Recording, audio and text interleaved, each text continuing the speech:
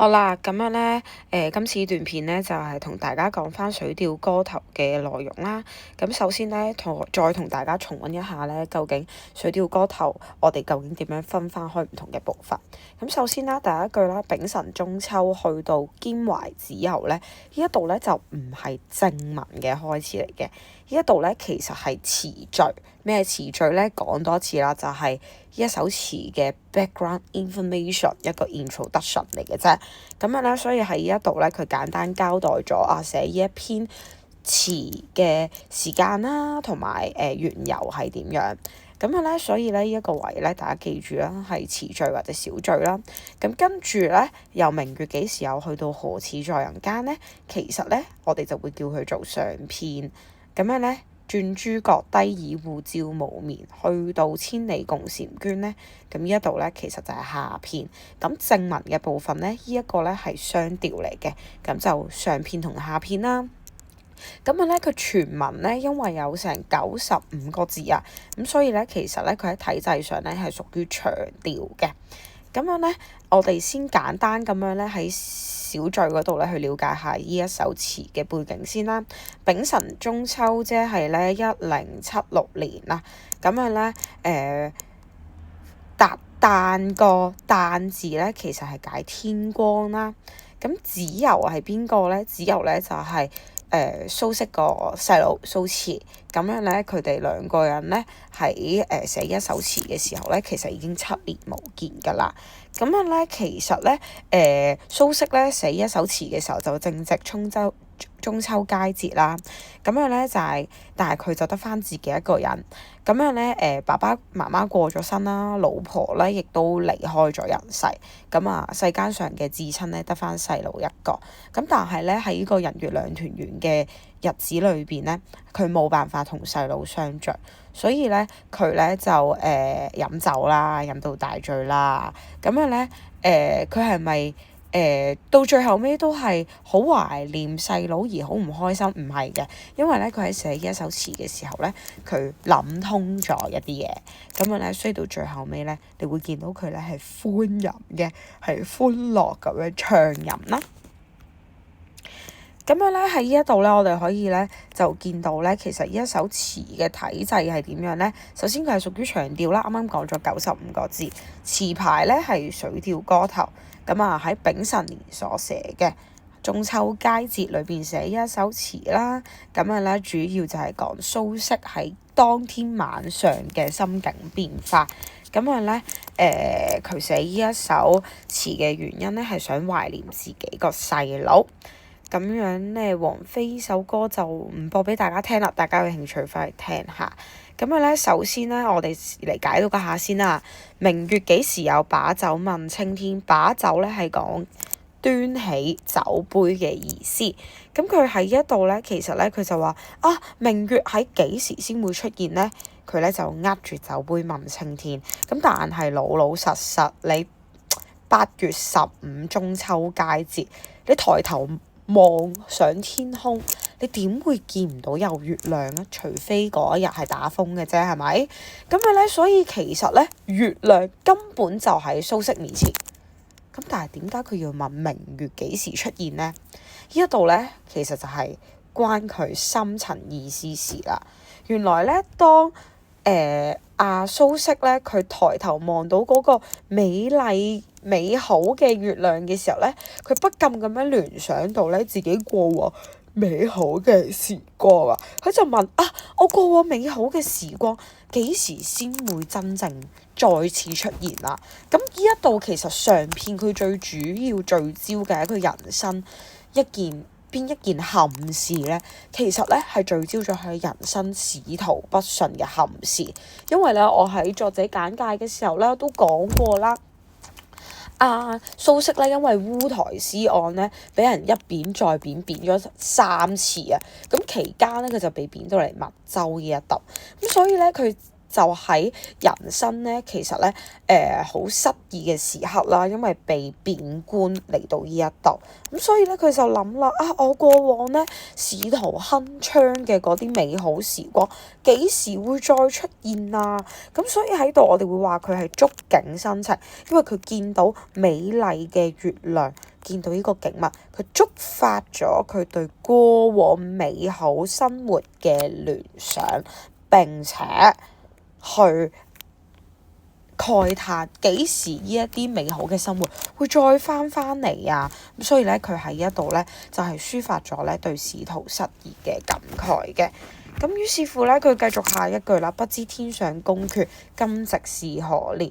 咁呢一度咧，宮闕咧其實咧就係講緊月中宮殿啦。咁如果大家知道咧呢一個嘅嫦娥奔月嘅故事嘅話，你哋就會知道嫦娥奔咗月之後咧，就係住喺廣寒宮呢一笪地方。咁所以咧喺呢一個位置咧，原來咧蘇軾咧佢望到個月亮咧，佢就聯想到月上咧有一個宮殿，有月宮喺度嘅，唔知天上面嘅嗰個宮殿而家係咩年月咧？咁佢咧表面咧就係聯想到天上嘅宮殿，咁但係實質上咧，天上嘅宮殿即係月宮咧，其實佢深層意思係講緊啲乜嘢咧？其實咧原來咧宮闕嘅底層意思咧係講緊朝廷啊，因為咧月宮咧有啲乜嘢特點咧？就係第一，佢離人間好遙遠啦。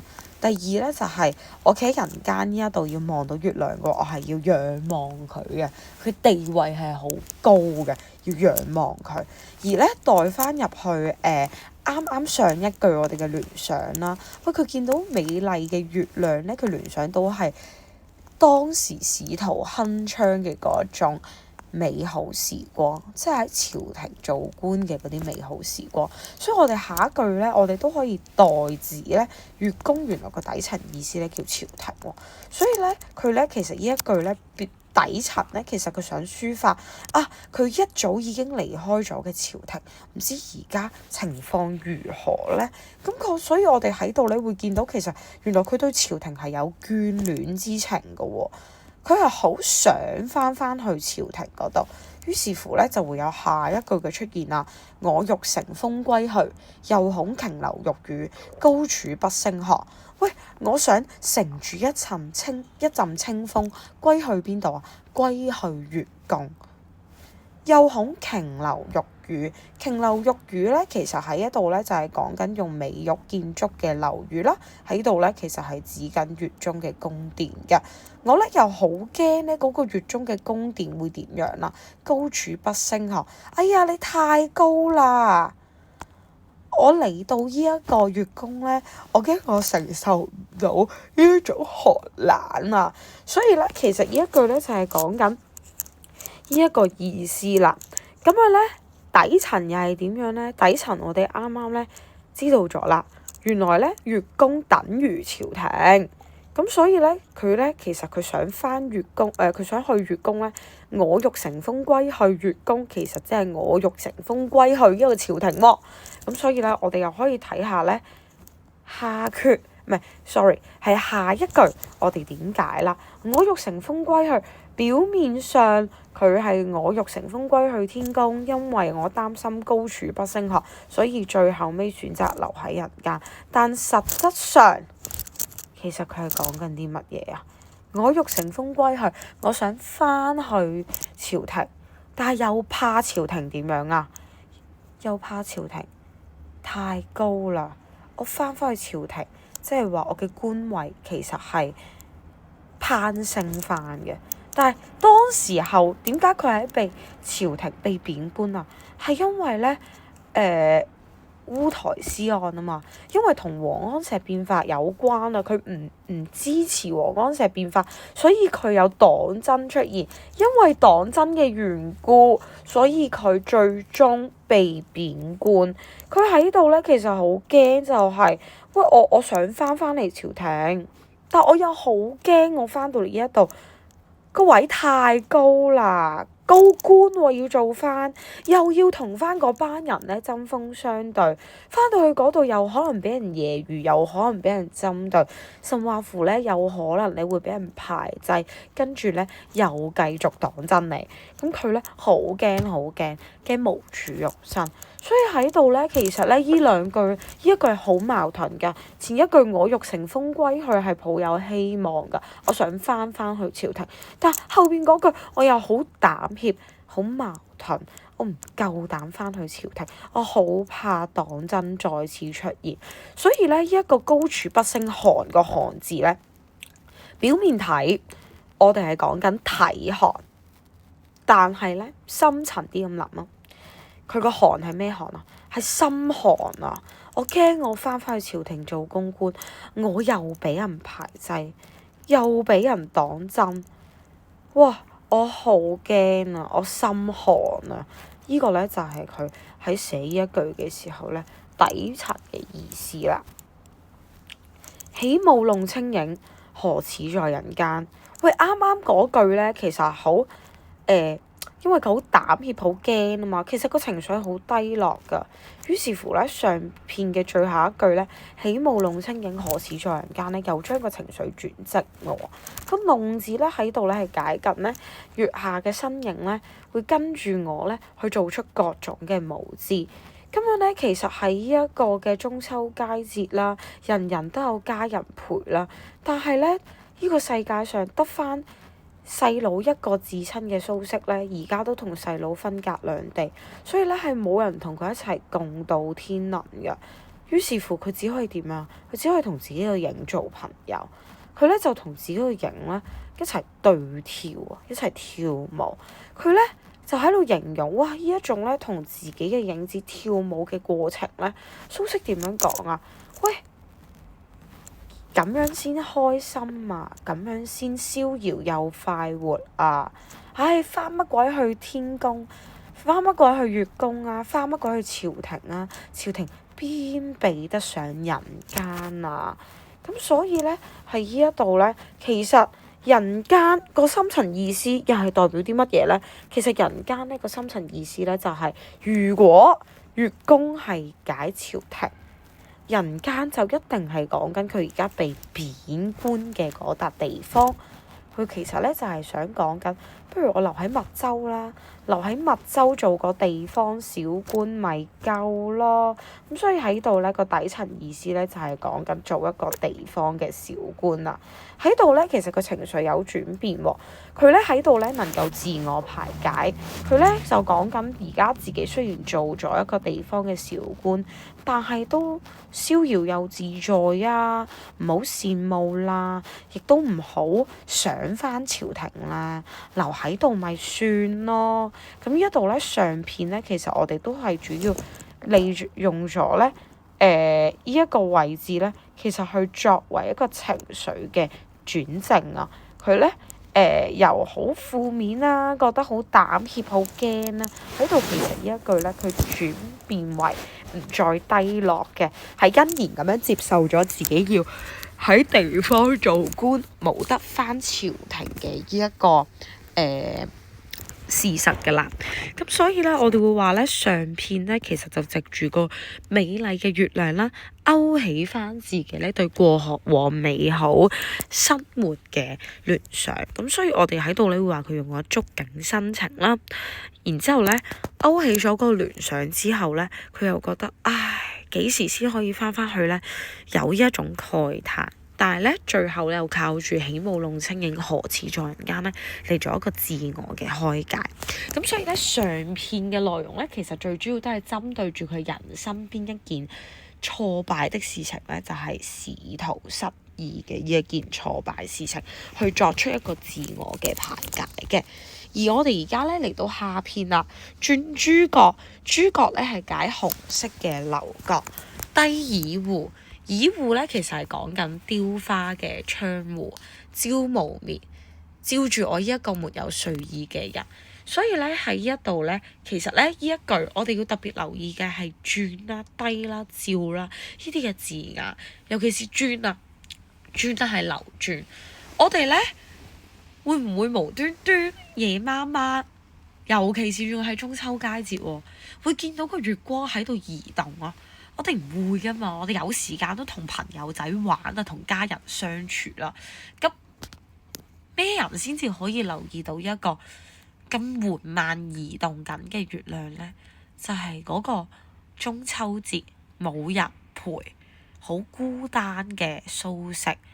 蘇軾呢一個咁孤單嘅人先至可以留意到呢一個咁微小緩慢嘅月亮轉動。咁樣咧，佢就話咧，月亮咧係照住嗰個沒有睡意嘅，而一度咧亦都係用咗咧一個排比句咧去展示咧嗰一種孤獨之感嘅。咁喺呢一度咧，其實咧蘇軾咧就將個照無言暗示緊自己啦，所以咧喺度咧用咗個情景交融嘅方式，去讓自己嘅情緒咧喺下片開始咧又再度變得低落起嚟喎。咁啊，中秋佳節得自己一個人好慘噶嘛，於是乎咧佢嬲嬲地啊，佢就指住個月亮嚟鬧啦，不應有恨，何事長向別時圓？何事咧就係為什麼咁解？咁佢咧就鬧月亮啲咩啊？喂，你唔應該對人心存不滿啊！點解你要喺人離別嘅時候先嚟月圓啊？喂，其實都幾搞笑㗎，係咪？因為月圓月缺本就係既定嘅定落嚟㗎啦。個月亮又唔係專揀啊，蘇軾同人哋分離嘅時候先嚟月圓。其實係一個自然定律嚟㗎嘛，咁蘇軾就將自己好主觀嘅情感投放咗喺嗰個月亮月圓嘅事實上邊啦。咁喺呢一度啦，其實點解佢會無端端咁樣鬧個月亮咧？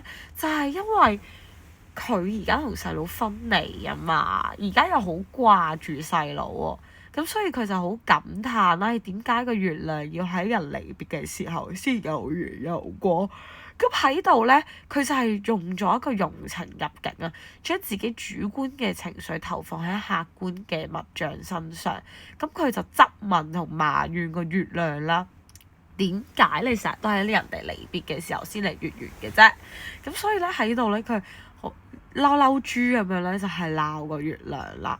咁樣咧，跟住落嚟咧，我哋可以喺度見到嘅就係，其實咧成首詞咧，情緒最低落就係呢一句㗎啦，跌到落谷底㗎啦，哇！連鬧月亮呢一招都出埋嚟啊，要去抒發自己嗰種冇辦法釋懷嘅苦苦思念。咁我哋咧繼續睇落去咯喎，所以咧呢一句咧反問咧，其實咧個作用係點樣啊？就喺度咧逼緊啲讀者啊，係咪啊？逼緊啲讀者咧就，唉，一齊喺度覺得係咯，月亮真係衰嘅啫。唉，佢特登㗎咁樣去諗，咁樣咧，但係呢一首詞最後要轉正㗎嘛，唔可以哇成首詞都咁負面到底啊！咁所以咧，佢又講啦，唉，人咧都係有悲歡離合嘅，月咧都係有陰晴圓缺嘅，此事古難全。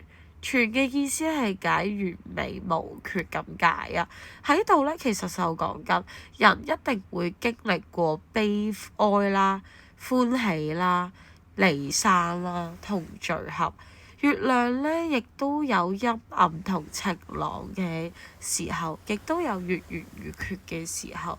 呢啲咁嘅嘢咧，係人生咧既定一定會發生嘅定落嚟嘅。亦都係月亮嘅一生咧，一定要經歷嘅陰晴圓缺。其實自古以嚟好多事都唔能夠圓滿㗎啦。咁所以咧，佢就藉住呢一句咧，去抒發咗其實人間悲歡離合無常，人月兩難圓。唉，自古以嚟都係咁難㗎啦。佢先道出咗呢一個人有悲歡離合嘅事實先，咁既然呢一個係一個既定嘅事實，我而家再沉溺於喺呢一個離散嘅傷心之中，有鬼用咩？因為人人都一定要經歷，係唔係？咁於是乎咧，佢喺度咧，佢再次藉呢一句咧，開始想自我開解啦。開解啲乜嘢啊？放下啦，年輕人，冇再咁執着啦。人係一定有悲歡離合㗎，有人離開我哋係好正常嘅一件事。所以咧，蘇軾就明白咗啦，唉，都冇辦法，其實我哋阻止唔到。我哋一定要人一生一定要經歷分散，只不過我而家經歷緊啫。所以佢到最後尾咧，對細佬咧有一個美好嘅祝願，係祝佢啲乜嘢啊？但願人長久，千里共嬋娟。嬋娟咧其實就係解美好嘅月色，佢喺度咧其實就係對住自己嘅細路咧，希望自己嘅細路咧係可以健康長壽，人長久係講緊健康長壽。即使相隔千里，我哋都可以共享喺同一個天空下，共賞同一個皎潔嘅明月。所以咧喺呢一個位咧，佢咧最主要係想表達願望嘅。咁下片咧就唔再係用觸景生情咯喎，而係用情入境，用自己咧一個自己而家係經歷緊離別嘅苦楚，投射咗喺月亮嘅身上，覺得月亮咧、月圓咧係特登要喺佢同屋企人啊，又或者朋友分散嘅時候咧，先嚟月圓㗎喎，咁。所以咧喺度咧，我哋就會話佢係用情入境咗啦，將自己咧主觀嘅情感投放喺客觀嘅物象當中，又質問啊月亮點解你成日都要喺人分離嘅時候先又圓又亮啦？成日都係照住我呢啲睡無眠嘅人，好差好差。真係好差，不過佢最後尾都可以透過人有悲歡離合，月有陰晴圓缺，此事古難全，但願人長久，千里共嬋娟嚟扭翻轉頭。咁所以咧，去到呢個位置咧，大家咧就幫我睇到嚟呢一度就得啦，知道下片嘅段子同埋知道下片咧究竟係用咗啲乜嘢抒情手法。借景抒情手法就得啦，其餘嘅主旨啊、放下問答嘅答案啦，咁我哋咧課堂上已經處理咗㗎啦，咁樣咧遲啲咧就會補翻答案俾大家。今日呢段片去到呢度，多謝大家細心觀看，我哋下次見，拜拜。